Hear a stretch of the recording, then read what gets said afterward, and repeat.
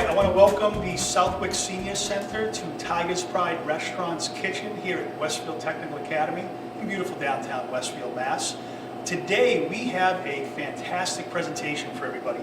We have a sophomore, two sophomores, one Grace Burris, and we also have Taylor Moffat, who is going to be Grace's assistant for this process. And Grace is going to be preparing everybody a balsamic glaze caprese chicken. Grace ran this special about 3 weeks ago in our restaurant, and we actually sold out of it. And it was such a popular hit, I thought it would be a great addition to our cooking demonstration / class program that we're offering the Southwick Senior Center.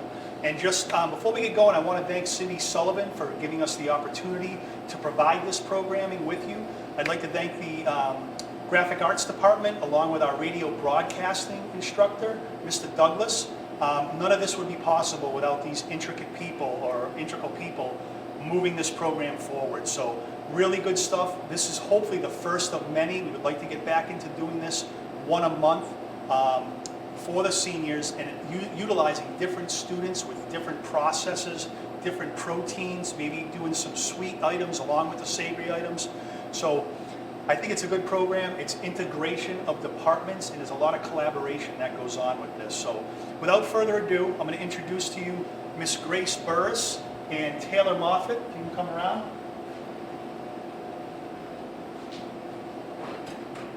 Good. And these guys are both sophomores in our culinary program that are enhancing their skills on a daily basis. And I'm very, very proud of them for volunteering their time after school to provide this for everybody. It shows to me what type of student they truly are. They can have all the skills in the world, but this is something different. They're volunteering their time. They wanted to do this for everybody. So kudos to the both of you. Excellent work. So I'm going to turn it over to Grace. Myself as well as Taylor will be assisting Grace for the process, and I hope everybody enjoys it. Thank you so much again. All right. Well, hi, I'm Grace. I am a student here at WTA. I'm a sophomore in culinary, and I'm sure Chef Dory just said a bunch of stuff. And today I'm making balsamic grilled chicken, and this is personally one of my favorite dishes ever because I love balsamic. Me and balsamic go way back. I put it on my pizza. I put it on some pasta, anything. It goes great on pretty much anything. Chicken breast like we're doing today. And yeah, so let's get started. So basically what I did beforehand, I made the optional balsamic glaze, and you don't have to do this if you don't want to, but I prefer just to have it as like a garnish, and plus I think the more balsamic glaze the better. So I started that. So basically how you make a balsamic glaze is you put balsamic in a small saucepan or saute pan, what we're doing today, and you put it in, you heat up the pan, and then you add brown sugar or even honey, and then the sweetness of the honey or the sugar will cancel out like the bitterness and will thicken up to make this nice syrup. And then you can put it on whatever you want after that. So while this is simmering and reducing, we are gonna start cleaning up our chicken. And when we clean up our chicken, we want to get off basically just the fat, any unwanted parts of the chicken. And I already did this with one of the breasts, and I'm cleaning up a little bit more. Clean it up just a little bit more. You want to get like mostly of like all the yellowness off of it. And yeah, that's it.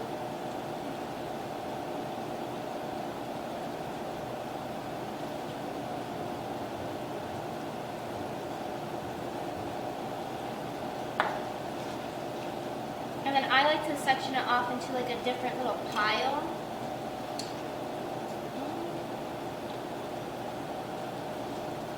Take off as much fat as you want. I prefer to keep some because it will render out eventually, yeah.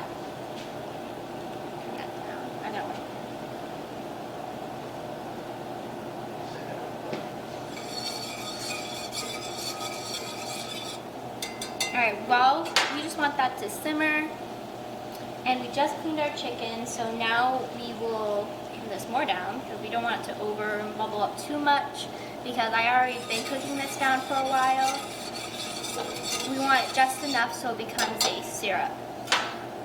So, which is, it's looking good. It's looking great so far. So, this is our mise en place for the rest of our recipe.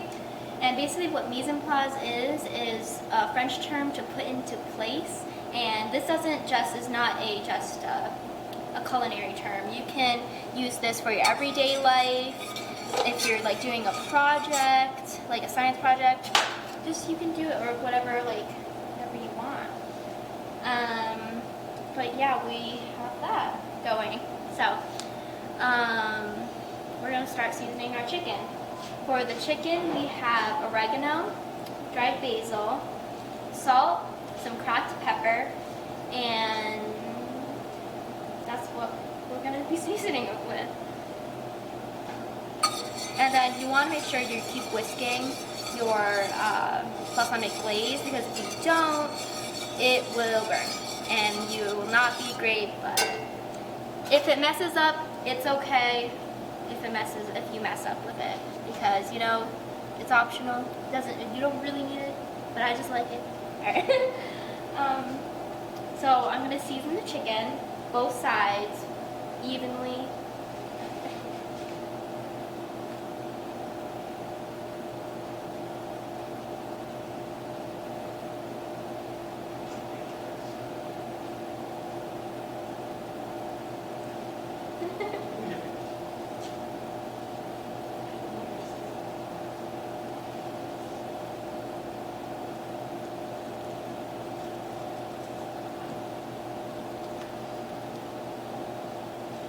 And I'll chime in with one component too.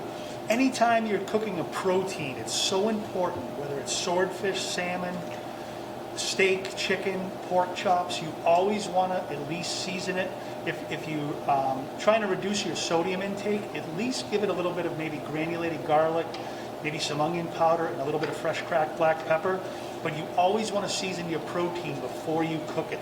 That way the flavor will enhance as it's cooking through the process. If you try to season it at the end, a lot of times it's either going to bounce off or it's going to dissolve and run off with the juice that's coming out of the protein as it allows it to rest.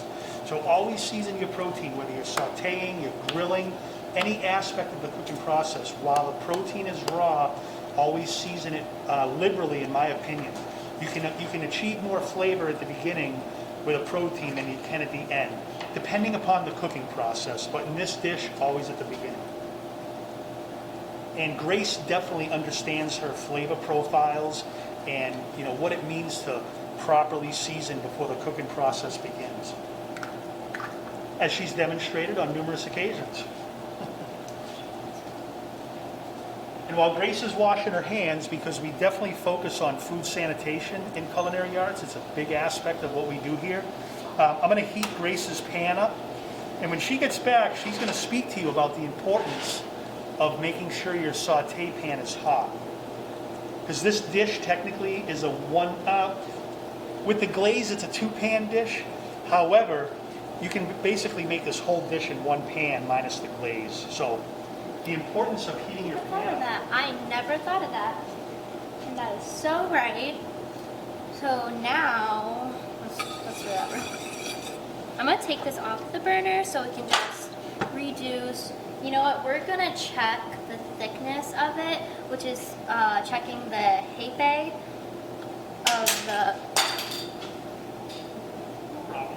of the sauce, which this is a sauce.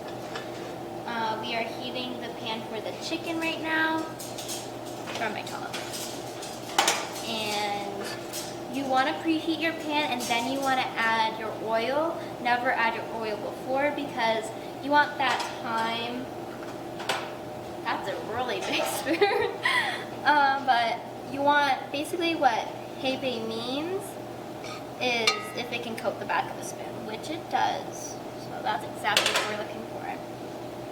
So that's the pan. I'm going to add the oil. You don't want too much, just enough to like coat the pan.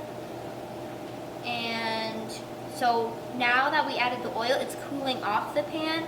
So not too much, but now it's warming up the oil. So when you add your chicken or add your protein, it's gonna get a nice crust on it. Down. Yeah, so that's good.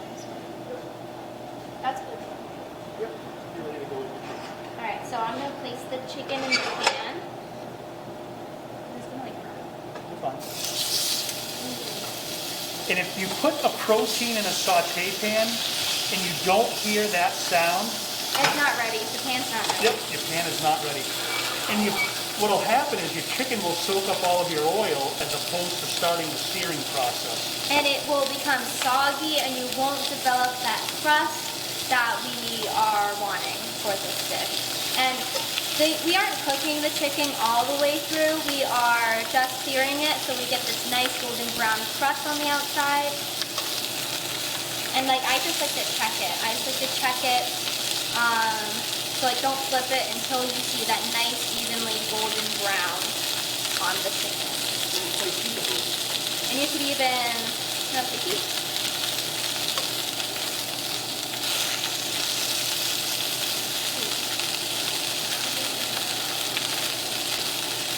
Oh no, it's not down.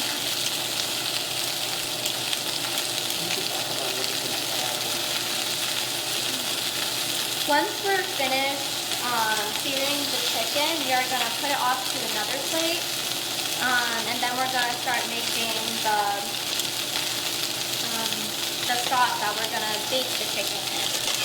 Which is basically, see right there, see that nice golden crust around it? The sauce is going to be just like what we did earlier with the balsamic glaze.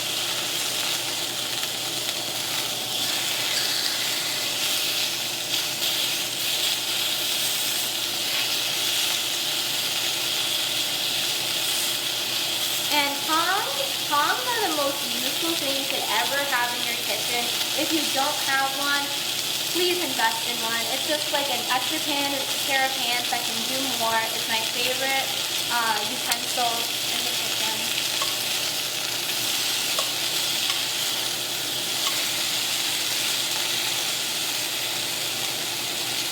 My mixer sauce, so I want it to reduce the heat. Yeah.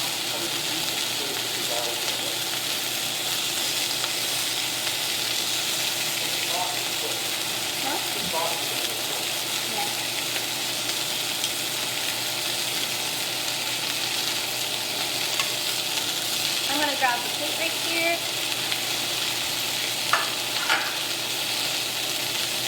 And I'm going to turn off the heat for now, just for a couple minutes to let the pan calm down a little bit before we add our the ingredients for our sauce. Alright, we're going to set this aside right now while we make our sauce. That chicken looks fantastic, Grace. Thank you. Perfectly golden brown. And I can attest how well this smells right now. Hopefully you at home, it's smelling exactly the same way. And we want our pan to be much lower because we are adding garlic. Garlic's going to be the first thing that we add to our pan. And you do not want to burn garlic because garlic will have a very bitter taste when it's burnt. And you want it to be very low because it is very easy to burn it. And yeah, it's very easy. It's very easy. And basically you don't want to like cook the garlic till it's like golden brown or something. Like you just want to make sure it's nice and fragrant. It's evenly coating the pan. And all that, you know. Because right now that garlic's getting all the oil and all the juices from that chicken that we just sauteed, which is going to go into our sauce, which is going to taste even better. And yeah. And then, like our glaze before, we are doing the same exact steps. We are adding our balsamic vinegar and our brown sugar. Balsamic first and then brown sugar, and then whisking so it combines and making sure it does not burn. because you can do that and it won't taste that great. So we got our 1/4 cup of balsamic vinegar. You're gonna see that, that's a little intimidating, and it just want to turn it down if it gets a little too scary, I guess, if you want to say. Yep, and there's a term that we use in culinary, which Grace just performed, and it's called deglazing the pan. Because believe it or not, there's natural juices and sugars that come out of the chicken, as well as the garlic, and we don't want to leave those burnt to the bottom of the pan. We want to deglaze all those flavors off the pan, and you could, some recipes call for white wine, red wine, beer. Alcohol is a great way to deglaze pans. In this case, we're using balsamic vinegar, which is also very acceptable, especially in this application. Turn the gas on.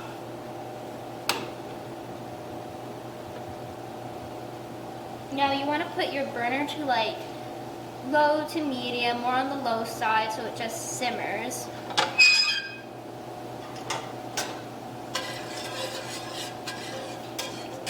So right now our balsamic for our sauce for our chicken is just reducing. This will take probably just 5 to 6 minutes like it says on your recipe. So we're just letting it hang out, stirring. I stir much more than occasionally because I'm scared of it gonna burn. So I just like to move it around for it all to just be nice and even.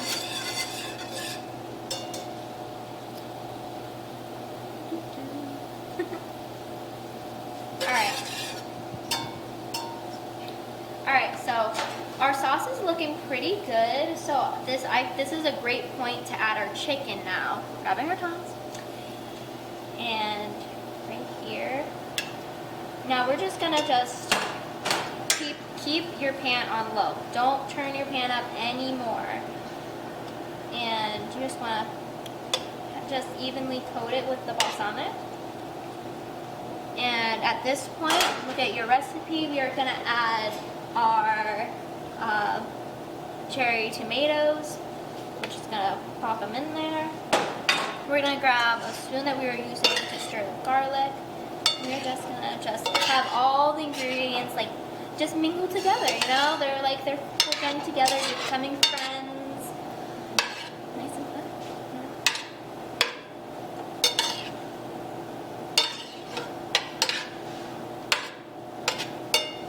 And at this point, once you're done mixing and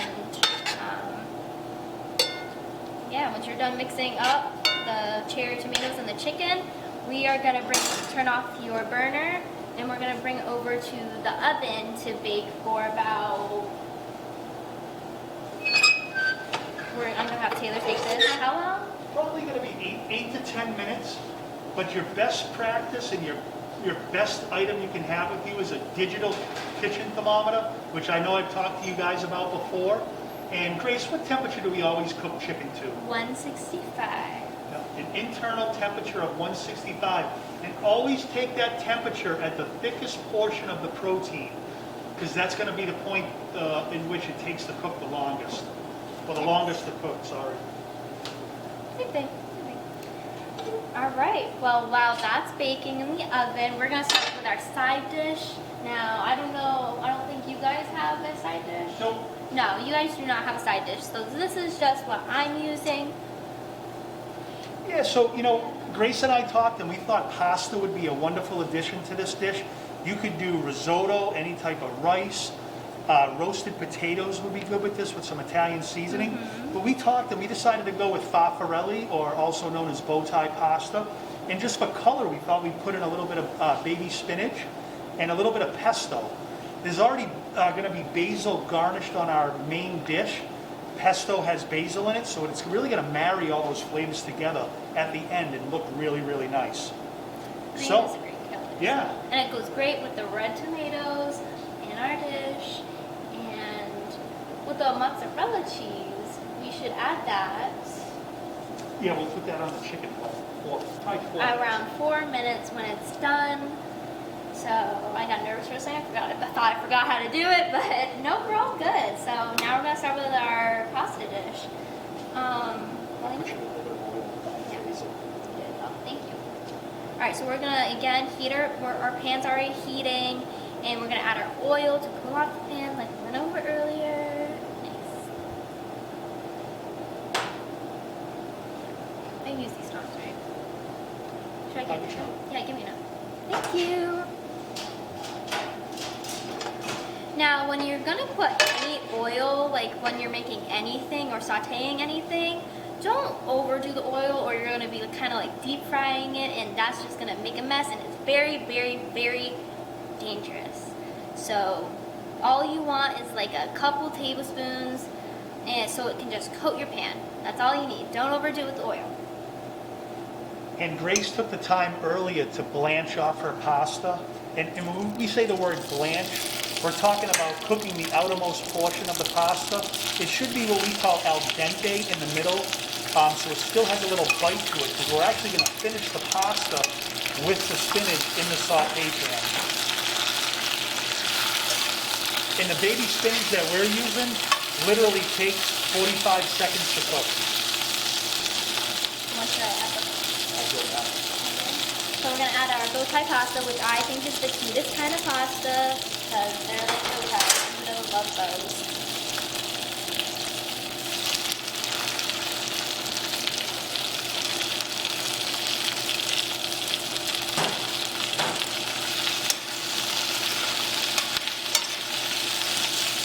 And I love anything with pasta. My family is Italian, so I grew up around plenty of pasta, and it's just, you can make so much with pasta, and it's such a great comfort food.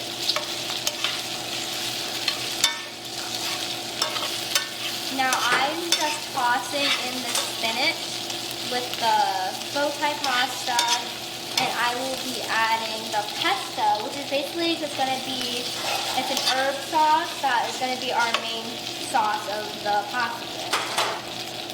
So, just going to add this one. Yeah, I'm going to add this. All of it? Sure. Sure, let's go crazy. And pesto is fresh basil, Parmesan cheese, olive oil, garlic, and pine nuts. When I make mine homemade, I typically do not put the pine nuts in. If people have a nut allergy, there's one more thing to be concerned with. And I personally particularly don't like the flavor of pine nuts. If I go to a restaurant, I don't say don't put pine nuts in it, but when I'm making it for myself, I typically don't. If you're gonna make your own pesto, what would you substitute the? I typically don't substitute the pine nuts, I just omit it. Oh. And what I didn't tell Grace is I'm going to have Grace actually add a little bit of heavy cream right to this dish, and it's actually going to make a really nice creamy sauce in addition with the pesto. How much? 3/4 of a cup. And the beauty of heavy cream, it has such a high fat content, around 32%.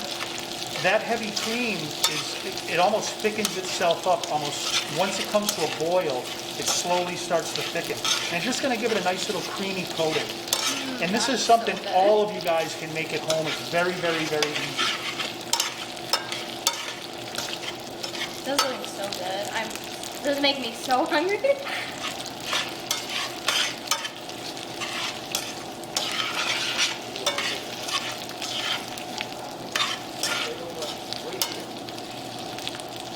Are we going to put Parmesan in it or just on top? You're the boss. I think we should add a little bit. I work for you today. Okay. Ooh. Fun. We're just going to add just a little bit of parm. Cheese makes everything better. Doesn't it? Really does. If we had some sun-dried tomatoes, it might go good with this, but we already have grape tomatoes or cherry tomatoes in our dish, but this would be a hearty enough meal for me to have at home. Oh, yeah.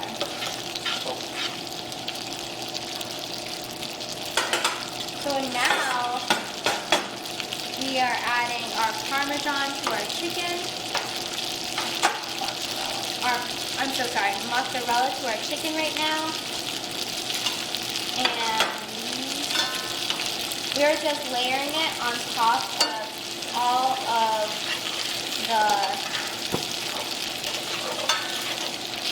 of the chicken thighs. We're just laying it on top of it. Now, Grace, why are we putting the mozzarella on now? Why didn't we do it before? We didn't do it before because we didn't want to overcook our cheese, and plus, like, the cheese has a lot of moisture in it, and it might have like interfered with our crust that we developed earlier. It might have like made our sauce just a little bit too soupy, I guess.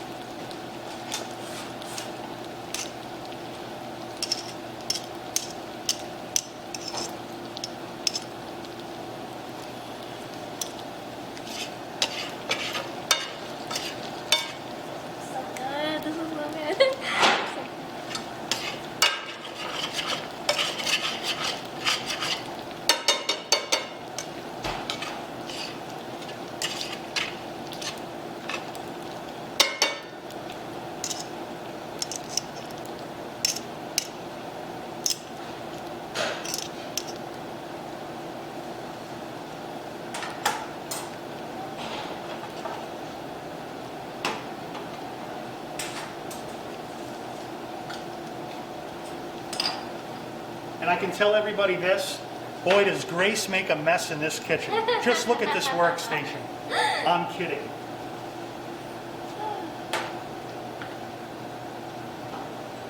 So I'm gonna start with my plating process, and I'll be like putting it, kind of like laying on it, but falling off of it. Yeah, just like not on it, but laying off of it. Hope that makes sense. You'll see. I'll be just plating pasta on rice.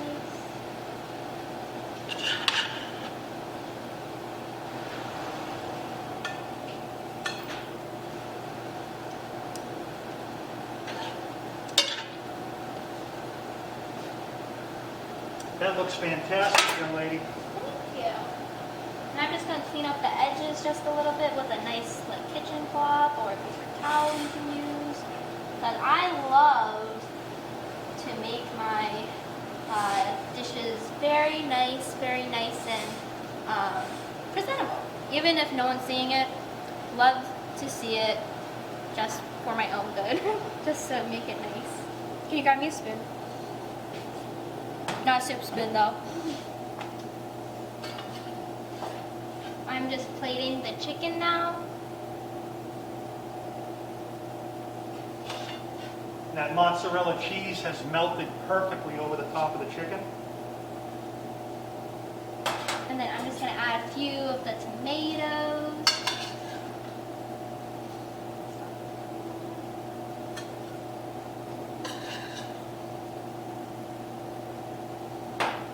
And then we'll clean this up in a little bit. And then grab another cloth.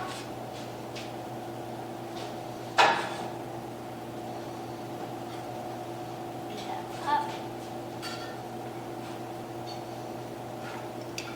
And tongs are great if you want to plate something and there's something like out of place. Just plate it like that. I'm gonna add some of our glaze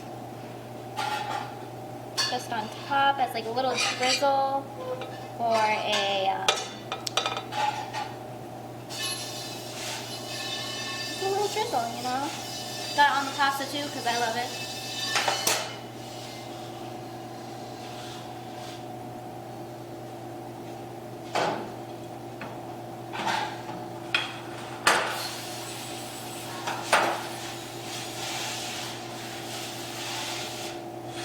And there you go.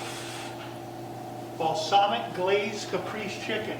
And I don't know how many, everybody at home has the potential and ability to make that look just as good as what Grace just did. I don't know if you go out to eat a lot, but this right here in most restaurants I've worked at, you're looking at $26.95 with a petite salad, maybe dessert. We serve this here at Tiger's Pride Restaurant for $7.25. So when COVID protocol is over, we hope to see you guys at Tiger's Pride. We know you love the buffets. Really hope to see you again soon.